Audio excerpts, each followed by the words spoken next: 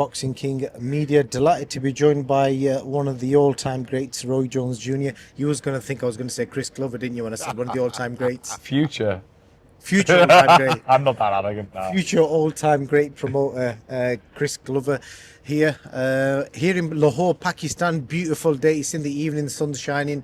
Roy Jones Jr. is enjoying his time here. And Chris, first time I'll manage to catch up with you because you've been that bloody busy, mate. I know, mate. Just tell me initially what it means to you to be in Pakistan. You've been here before, and also have one of the greats sat next to you. It's better because Roy's here. Like, Roy being here is like it's a hallmark of progression from a career perspective.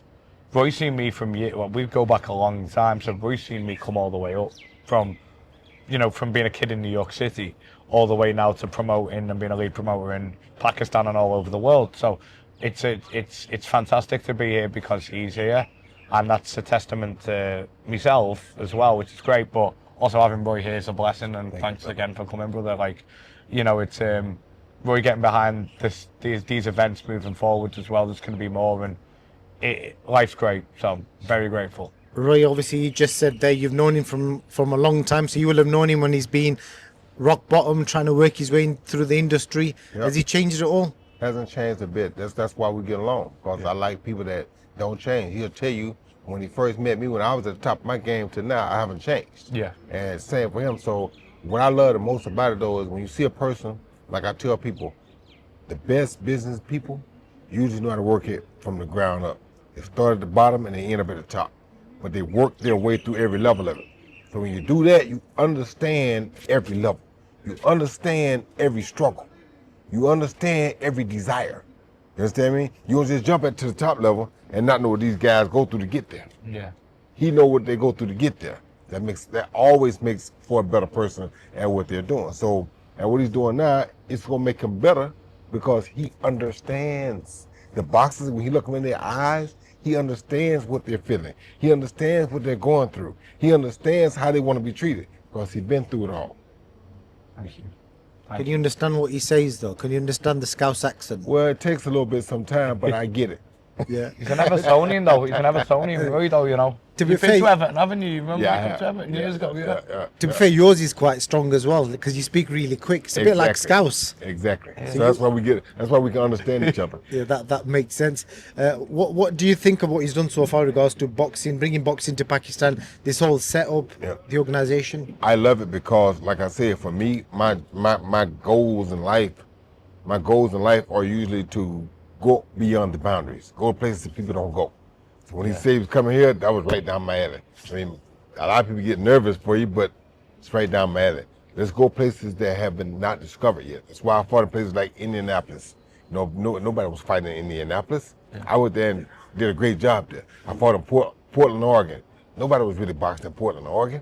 I went there and sold the thing out, you know what I mean? So it's like, I love to go to new places and do new things. And that's basically what we're doing here. And Roy Jones Jr. Boxing is still doing that. You feel me? In America, they're still doing shows in Washington State and places like that, and you're still selling out casinos and doing nice shows, bringing fighters through and developing talent, and that's what you love to do. You better believe it. All over the world. Exactly. And he's still doing it. And Chris, with regards to you, obviously, we'll just say it as it is, because people will be looking at you going, as a white guy done an event in Pakistan, because you would assume somebody from the Middle East or the Asian, there's a lot of Asians in boxing right now, would be leading boxing here.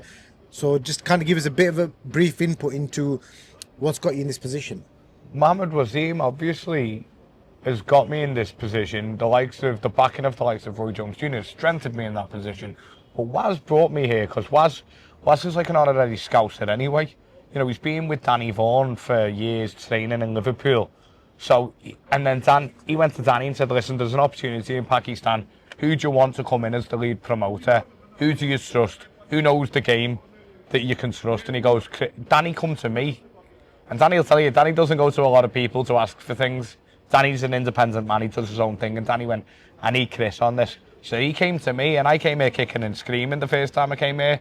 I was at my former company. Roy knows, but we were at the same company for a period, so he knows what I was going through. And I was like, I was working for that guy and came to Pakistan without telling him. And then he found out. So you can imagine what the reaction was to that. And then I had to make a choice between my old employer, where I was the head matchmaker, or to go on my own with this project. And my heart told me to do this project.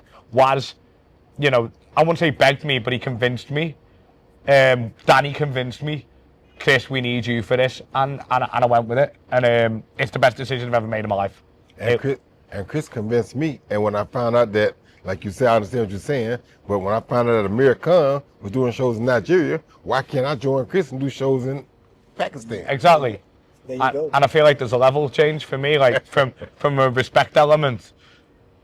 You will never hear one person say anything bad about him. You never hear one bad story about Roy Jones Jr. So it brings the legitimacy. I'm young, I'm coming up. Do I believe in myself? Yeah, I do. But you've got to have that legitimacy. Don King had Muhammad Ali. Of course.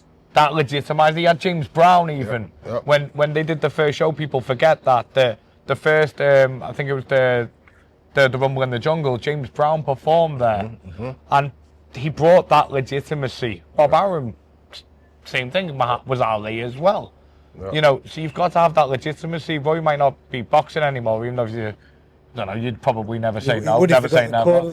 Jake Paul at somebody wrangle. Never say no. Never say never, but you need to bring legitimacy to a new project, and it needs to be, in order to prove your legitimacy, this is a legitimate project.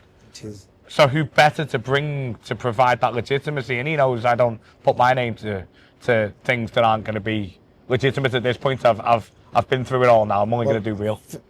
And like I argue with people, I had this debate with even Andre Ward, who I do all the smoke with, right? Yeah. He was talking about what money can do for you. I said, well, yeah, money can do a lot of things for you, but legacy can do more. Yes. Because legacy can move you all over the world. You wouldn't be doing things like this right now if you didn't have legacy. Yeah. He didn't call Floyd Mayweather, he called Roy Jones. Facts. You understand me? It's not about how much money you make.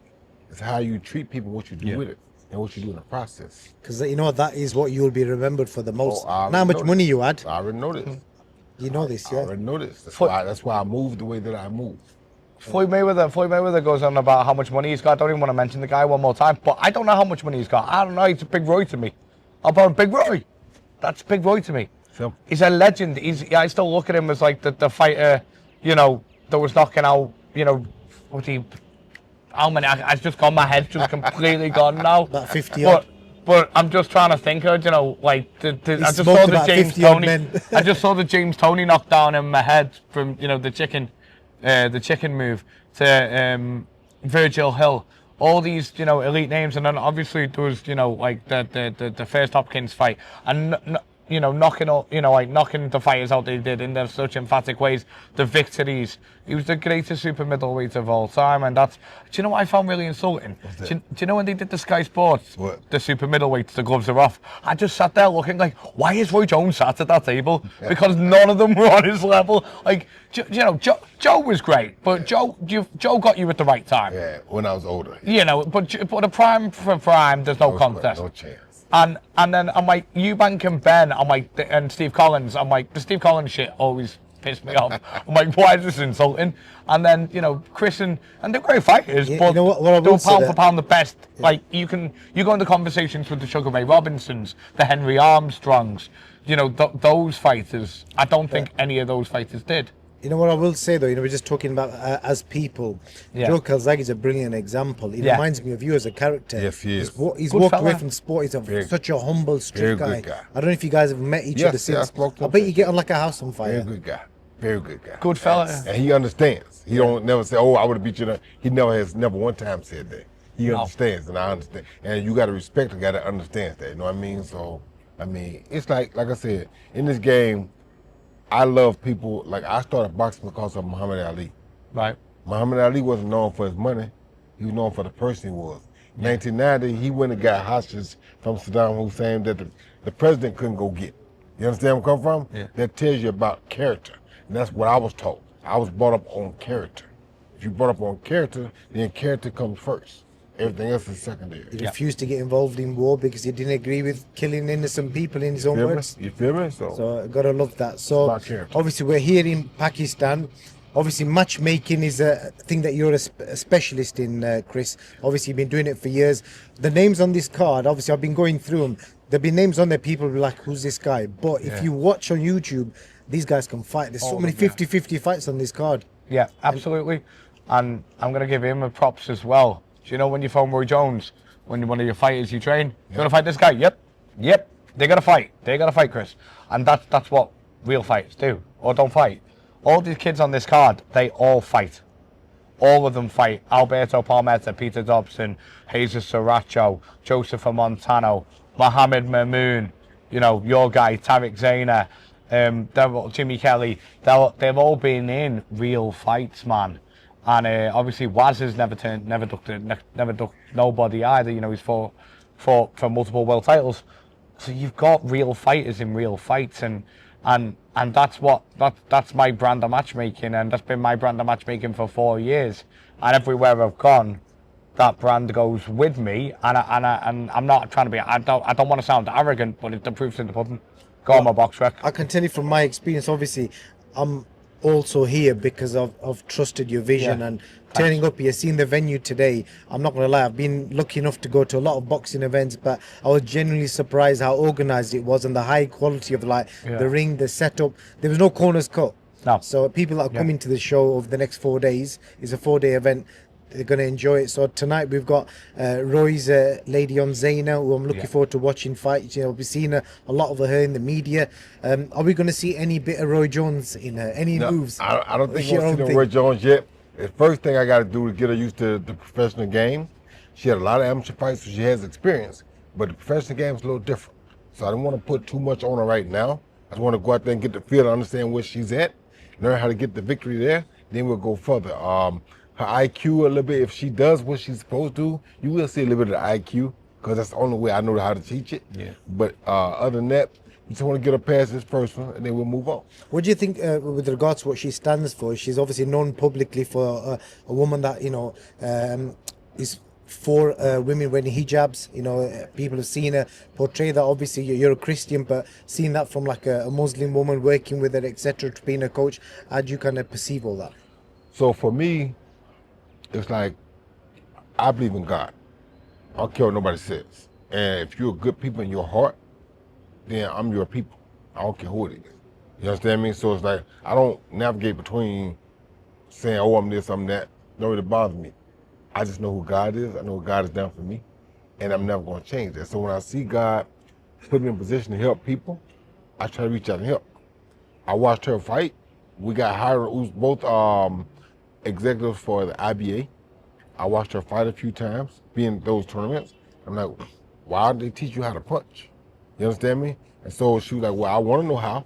So I said, okay, well, and then the guy from the IBA asked me, would you start training her a little bit? So I said, yeah. I took her on, and she's progressed tremendously since then. But I don't like to see people leave a person, you won't send a person to a bear fight with a water gun. You got to send them something to kill a bear with. And that's what I was seeing, and it made me feel bad because I know how hard and how ambitious she is and how hard she works. She changed the rules twice. You understand me? And so it's like, for her to do that says a lot about who she is and how ambitious she is. So being that ambitious, there's no way I could say no. I got to try to help out. And right now, I think she's going to do more in pro boxing even than she did as an amateur. I'm looking forward to it. And Chris, regards to talent, I know you got a lot of British Pakistanis on the card, who I'm going to be speaking to in a bit. What's the vision regards to you maybe signing fighters, maybe homegrown talent from here? Have you got any plans like that? Yeah, well, firstly, I remembered my favourite knockout from you, the Montel Griffin, the second fight. There it is. No, because you know the first fight, Yeah. after the fight got on the mic, it was, I'm making him miss, I'm making him pay, the fight was going in my favour. I'm like, hey, mate, you messed up, bro. And then the second fight, like, it's got to be, what was your favourite knockout? I'm sorry to divert from the question. What was your favourite knockout of your career? The Art Sawano knockout. Was it, yeah? When I hit him and he went back into like a coma. Yeah, yeah. Because I had 3 jam fingers here and 2 jam fingers here. No way I could have gone 8 or 10 rounds that night, so I had to knock him out. I told my friend, I said, I'm going to set him up. I'm going to hit him with a jab, overhand right, pause. Yeah. If I don't knock him out, I got to stop because my hand, I can't go 10 rounds. My hands are killing me. I hit him and almost put him on. But I had to hit him as hard as I could. That's why he had that reaction. Wow. Yeah. So yeah, back to sorry about that, but alright. yeah, back to the. It's good to see that as a promoter, you're actually a fan as well. He got knowledge though. I'm a student. I'm a student of the game, and I study the game. I respect it because I boxed and I was terrible, but I did box and I still kind of do. But for me I had to learn it from the ground up because I had no natural talent. I walked in the gym the first day and they went throw a jab and I didn't even know how to throw a jab. I was like, what's a jab? Like that's how little I knew from day one. So I had to learn everything and become obsessed with learning the game. And I don't know if you like WWE, I love it, but my Triple H says, like, time to play the game. I don't play it, I am the game. Anyway, do I want to sign British Asian talent? Absolutely, yeah. I'm going to announce here we're going to sign Abdul Khan. That's done. So, obviously a relation of Amir. But, I think he's a perfect fighter to develop. We want to develop British Asian fighters here in the motherland and at home. And I do things, as people know, with other companies. I won't say them online, on camera, but there's going to be a lot of work going back and forth and partnerships moving forward where I can develop these kids in the UK and develop them here. Hopefully the British Boxing Board of Control will get behind that and stop sending me letters saying don't. I'm like, please, like, it's not for me. It's not for the goodness of my health. It's for the kids. Yep. You know what I mean? I'm trying to help these kids. They get well paid out here. They're getting better money out here than they'd be doing ticket deals at home. So, yeah, I do want to bring through the next generation. There's a lot of ABA champions in the UK now. And obviously, Wasim and the WBA, they're giving me their blessing to, work with the amateur system here like they're doing in Venezuela, in Panama, in Colombia, places like that. They want to implement that system here. They've given me the blessing to go and implement it. And that's the plan, is to bring through the next generation now. Mohammed Wasim is really passionate about that. And we're having great backing off the government of Balochistan, the government of Punjab and Pakistan government as a whole. So we've had a lot of backing off them. So the Pakistan army are obviously getting behind us as well. So you put all those 4 fantastic organisations, and we are going to move into different cities from a live event standpoint and hopefully building academies out. That's the plan, and bringing through that next generation of male and female talent, because they're very passionate about the females coming through here. Laura Akram obviously is over here, she represented them, but we want them to come from here. And Pakistan, they've got talent, because the British Asians have shown that. So why can't it happen here? Just need the coaching.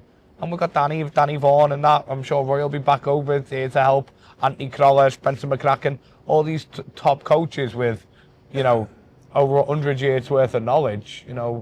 They've got every resource they need now to train the coaches, make the coaches better, and therefore make the fighters better and create that next generation of talent. That's what I'm really passionate about doing. Well, I think from that nice little input, people will get to know that you're quite passionate about the sport, the fact that you're an active fighter, you're training, you're involved in it at all angles, and you obviously got good vision, and hopefully we're going to see more of Chris Glover, this crazy Scouse guy that I met a few years ago randomly in Florida. Is now going to be making a name for himself in the boxing promotion game. That's it, mate. We all grow, and the person you met then, I'm still the same person now. I've not changed. It was a tiny room, we were having pizza. And you went, is that Boxing King Media? Yeah, I walked in, but it wasn't, it was like, is that the Boxing King Media? Like in the mad Scouse way that I do, but the thing is, he'll tell you that I learned a lot where I used to be, but I wasn't allowed to grow. I grew as, the shark, it's the shark tank theory, isn't it? You put a shark in a tank and it won't grow that big. I had to smash the glass, man. Smash the glass. And now we're growing, and you start to see massive events like this. And I don't want to just do this in this country. I want to go to different countries and do it. Okay. You know what I mean? That's the long-term vision, is to expand this into different countries. I'm speaking currently with different governments already to expand this project and this plan and this vision into multiple countries around the world. And I'm only going to do it, God willing, with the blessing of this man right next to me. Amazing. Well, looking forward to seeing your journey. I want to ask one last question to Roy, and I should have asked you at the mosque yesterday, and he completely blew my mind.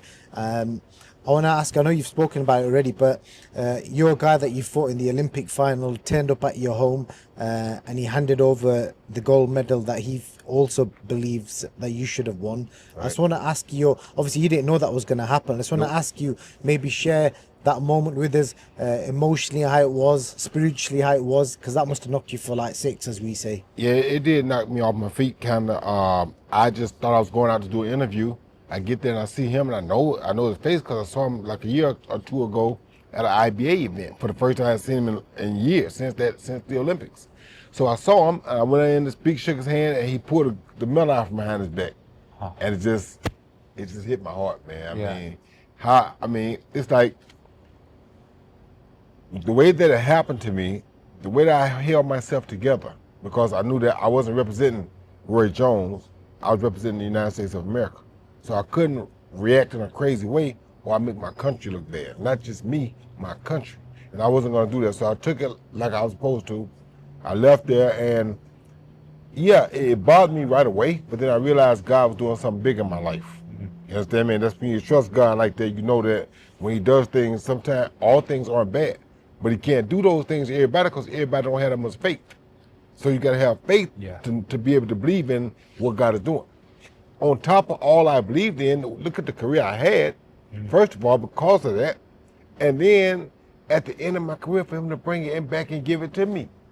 Wow, you know what I mean? It's like God is triply rewarding me for what I did, for my faith and my belief. So it's like, I mean, I couldn't think of anything better that could have happened to me at this time in my life or my career than him bringing that gold medal back. So I had forgotten about it. I really wasn't worried about it no more.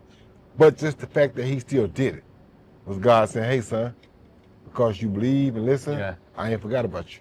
Where have you put it? It's still in my house right now. But when I give him the silver medal back, I have to give it to my mom because that was my plan initially was to give it to my mom. But I got to stay with it for at least a year just because it took so long to come back home. Then I'm going to take it back and give it to my mom again. You know, the amazing thing is, in about 100 years, when we're all gone, people are going to talk about that. Still. 100%. Just like they talk about Ali chucking his medal in the sea. Still.